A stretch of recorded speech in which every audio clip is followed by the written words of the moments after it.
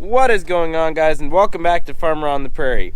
So today we are going to be switching the planer over to corn. I got to take all the bean meters off, put corn meters on the back, lift the front meters, recalibrate it. It's a pretty involved process. I finished up beans yesterday. It was our second day of bean planting. Got it finished up, and then I went and planted some custom beans this morning for somebody. So this afternoon I need to get that thing all cleaned out and switched over to corn.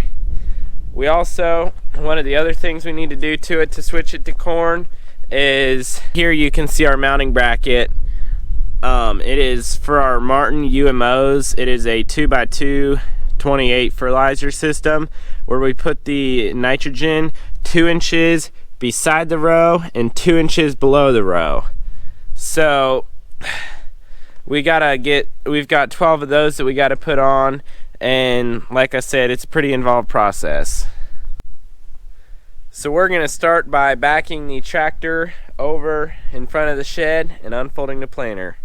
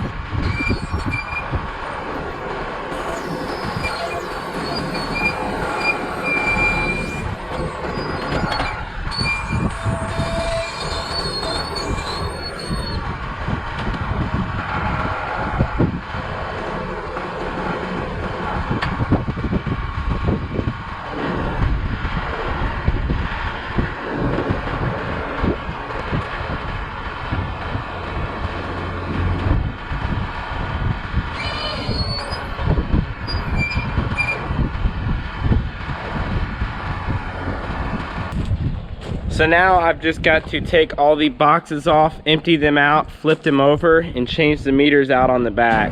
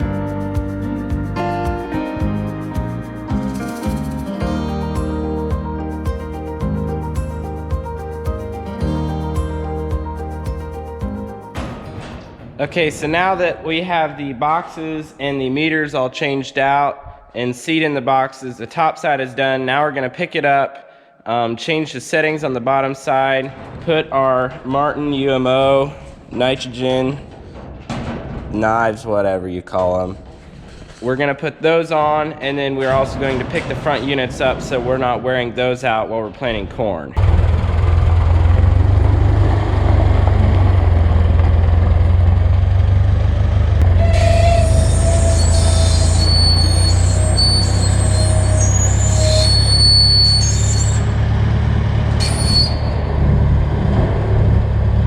order to lift these front units up, these down pressure springs right here have to be moved to the back position so they don't build any pressure when we take the units up. So I'm just gonna pull this pin, slide it back, push the pin in again. That way, these are directly across from one another, and when they're on parallel arms, the chain will not tighten up. They'll stay like that.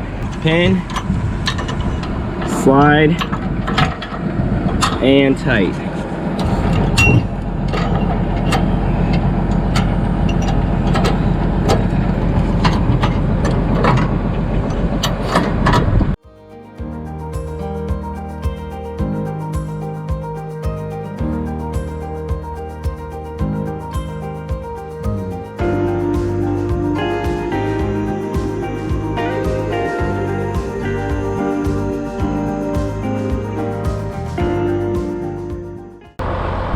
So now to keep these units upright here, they've got these little built-in stops you can flip forward.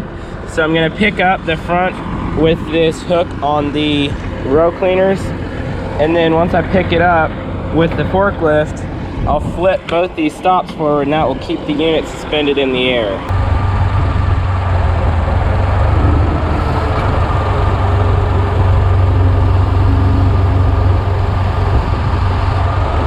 Now we're just gonna flip these down, up, and then we're going to set it back down. You can see that that brings the unit up about 8 to 10 inches right there.